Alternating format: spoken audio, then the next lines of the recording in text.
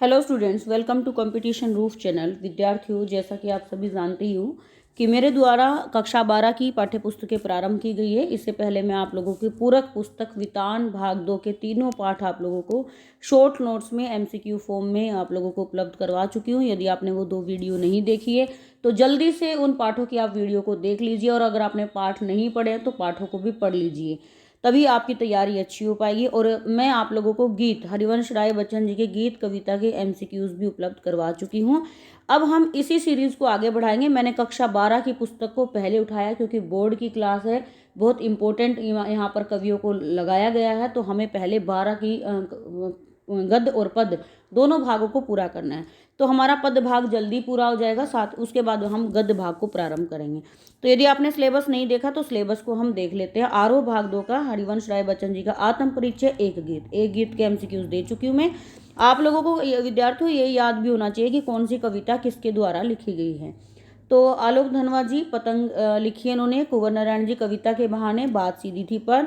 रघुवीर सहाय की कैमरे में बंद, अपाहिज। शमशेर बहादुर सिंह की उषा लिखी गई है, इन्होंने उषा लिखी है। सूर्यकांत त्रिपाठी निराला ने बादल राग लिखे। शमशेर बहादुर सिंह, ये एक मिनट विद्यार्थी, इसको मैं एक बार क्रॉस चेक कर लेती हूँ। ठीक है विद्यार्थियों, शमशेर बहादुर सिंह जी ने कौन सी लिखी है? उषा लिखी है। और बादल राग कविता सूर्यकांत त्रिपाठी निराला। तुलसीदास ने कवितावली जो उत्तरकांड से लिया गया, और राम लक्ष्मण मूर्छा और राम का विलाप भी लंका कांड से लिया गया है। फिराक गोरखपुरी ने क्या लिखी है? रुबाइया लिखी है। उमाशंकर ने छोटा मेरा खेत और बगुलों के पंख। तो आइए लेट ना करते हुए वीडियो को शुरू कर लेते हैं। आत्म परिचय कविता के रचनाकार हरिवंश राय बच्चन। कवि किसका भार लिए फिरता है? कवि जग जीवन का भार लिए फिरता है। कवि जीवन में क्या लिए फिरता है? प्यार लिए फिरता है। कवि किस सुरा का पान करता है? स्नेह सुरा का पान करता है। कवि कैसा संसार लिए फिरता है? स्वप्निल संसार लिए फिरता है। कवि हृदय में क्या जलाकर दहा करता है? अग्नि जलाकर दहा करता है। कवि किस अवस्था का उन्माद लिए फिरता है? युवा अवस्था का उन्माद लिए फिरता है।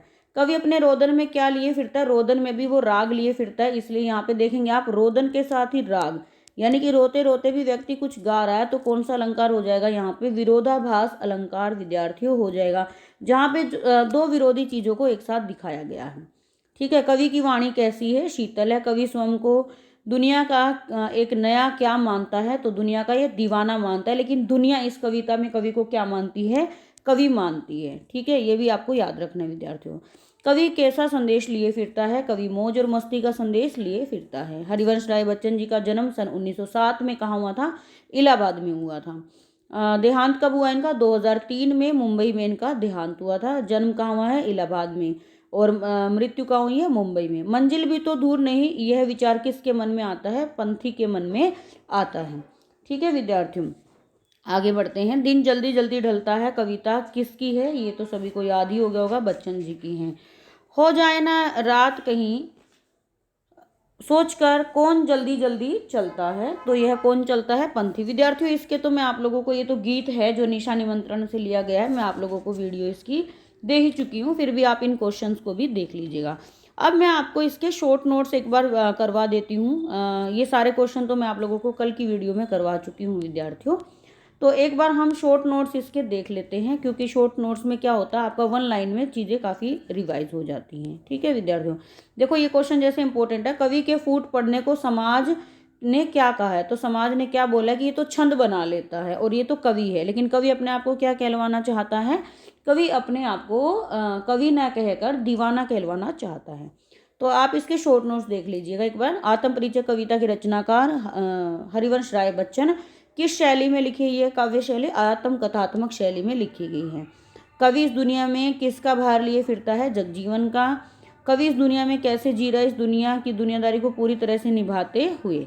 जगजीवन में कौन सा अलंकार है? अनुप्रास अलंकार है। क्या बांटता है दुनिया में कवि? निश्चल प्रेम। और प्रिय ने उसके मन के कौन से तारों को झंकृत कर दिया है? मन रूपी वीणा के तारों को। ठीक है। सांसों के दो तार से कवि का तात्पर्य क्या है? जीवन जीना है। कवि ने कौन सी सुरा का पान कर लिया है? स्नेह सुरा का पान कर लिया है। स्नेह सुरा में कौन सा अलंकार है? रूपक अलंकार है। विद्यार्थियों, जहां आपकी कविता है, आप पेंसिल से, जैसे मैंने अभी स्नेह सुरा अलंकार बताया, तो वहीं पर अपना अलंकार आप लिख लीजिए, क्योंकि क्वेश्चन यहाँ से रह सकते हैं। कवि किसके नशे में मस्त है? प्रेम रूपी सुरा के। कवि किसकी परवाह नहीं करते? इस दुनिया की। कवि कैसे संसार को ठुकराते हैं, वैभवशाली संसार को वो ठुकरा देते हैं। कवि के अनुसार दुनिया कैसी है, चापलूस है और स्वार्थी लोगों से भरी हुई है। कवि अपने साथ कैसा संसार लिए फिरता है, स्वप्निल संसार वह लिए फिरता है। कवि के अनुसार इस दुनिया को अपूर्ण या अधूरा बनाता है, कौन बनाता है, प्रेम का भाव। क्वेश्चन ये भी बन सकता है कि कवि दुनिया को कैसा मानता है, उसको वह स्वार्थी के साथ साथ अधूरा भी मानता है। कवि अपने हृदय में सदैव क्या जलाकर रखते हैं, प्रेम रूपी अग्नि जलाकर रखते हैं। कवि अपने को कर्म योगी के समान मानते हैं, जो सुख दुख में हमेशा एक समान रहते हैं। भव सागर में कौन सा अलंकार विद्यार्थियों, भव सागर में दिया है रूपक अलंकार। सुख दुख में कौन सा होगा, बहुत आसान है, द्वंद्व समास होगा। आप देखेंगे द्वंद्व समास की क्या पहचान होती है, बीच में समासिक चिन्ह दिया होता है और एक दूसरे के विपरीत भी वो दिए होते हैं। ठीक है, मैं जला हृदय में अग्नि दहा करता हूँ, सुख दुख दोनों में मग्न रहा करता हूँ, कौन सा अलंकार है, यहाँ पे विरोधाभास अलंकार है। देखो ठीक है, जला हृदय में अग्नि दहा करता हूँ कि जले हुए हृदय में भी मैं अपने में कौन सी क्या जला के रखता हूँ, अग्नि को जलाकर रखता हूँ। कवि कौन सी उम्र का उन्माद लिए फिरता है, यौवन का। कवि के उन्माद में भी क्या छुपा है, अवसाद। अब यहाँ पे उन्माद में भी अवसाद छिपा होना कौन सा अलंकार है विद्यार्थियों, विरोधाभास अलंकार दिया हुआ है। ठीक है, कवि के अनुसार अहंकार किसे अपने आगे टिकने नहीं देता, प्रेम और ज्ञान को। इस दुनिया में लोग क्या जोड़ते हैं, इस दुनिया में लोग धन यानी कि अर्थ को जोड़ते हैं, भौतिक सुख सुविधाओं को जोड़ते हैं।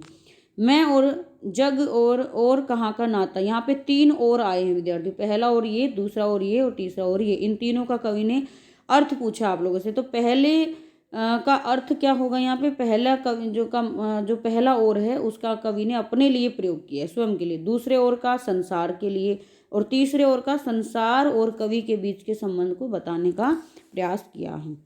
मैं और जग और कहाँ का नाता में कौन सा अलंकार है, यहाँ पे यमक अलंकार है, क्योंकि तीनों ओरों का अलग अलग अर्थ है।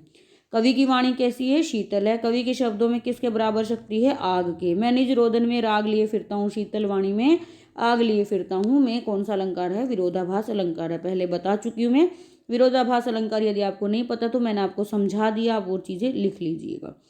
कवि फूट पड़े तब लोगों ने इसे क्या समझा, छंद बनाना। दुनिया कवि को किस रूप में अपनाती है, कवि के रूप में। कवि अपनी पहचान किस रूप में चाहते हैं, प्रेम दीवाने के रूप में चाहते हैं।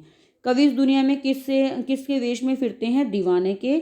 और कवि दुनिया में कौन सा संदेश देना चाहते हैं, मौज मस्ती से जीवन जीने का। कवि अपनी दुनिया को दुनिया में क्या मानकर चलता है, प्रेम दीवाना मानकर चलता है। और ये नीचे एक गीत के शॉर्ट नोट्स हैं विद्यार्थियों, ये भी आप ज़रूर कर लीजिएगा, 1 लाइनर हैं।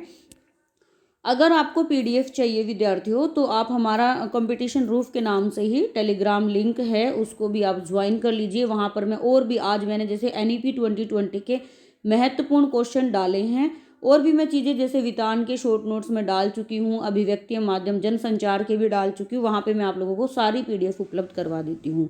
ठीक है विद्यार्थियों, अगर आपने अपने दोस्तों के साथ वीडियो शेयर नहीं किए तो कृपया वीडियो को ज़्यादा से ज़्यादा शेयर कर दिया करें विद्यार्थियों एक बार, और वीडियो को लाइक करें, कमेंट करें कि आपको कंटेंट कैसा लग रहा है। हरिवंश राय बच्चन जी से संबंधित कुछ प्रश्न हैं, इनको देख लेते हैं। सबसे पहला प्रश्न है कि इनका जन्म 1907 में हुआ था, वो कौन से युग के कवि माने जाते हैं, छायावादेतर युग के कवि माना जाता है। हालावाद वेरी वेरी इंपॉर्टेंट, हालावाद का जो प्रवर्तक माना जाता है वो हरिवंश राय जी को माना जाता है। जन्म कहाँ हुआ, इलाहाबाद में। 2003 मुंबई में इनकी मृत्यु हुई है। और ये हिंदी विशेषज्ञ कौन से विभाग में रहे हैं, विदेश मंत्रालय में रहे हैं। इनकी प्रमुख रचनाएं हैं मधुशाला, मधुबाला और निशा निमंत्रण। और निशा निमंत्रण से ही दिन जल्दी जल्दी ढलता है गीत को लिया गया है विद्यार्थियों। ठीक है, कल हम पढ़ेंगे आलोक धनवा की पतंग कविता के MCQs। ठीक है विद्यार्थियों, आप लोगों को वीडियो कैसी लग रही है, मेरा प्रयास कैसा लग रहा है, इसे ज़रूर बताएं कमेंट बॉक्स में। मिलते हैं अगली वीडियो में कुछ अच्छे के साथ, कुछ नए के साथ। तब तक के लिए जय हिंद। तन मन से अपनी तैयारी करते रहिए विद्यार्थियों, बिल्कुल भी तैयारी में ढील ना छोड़ें।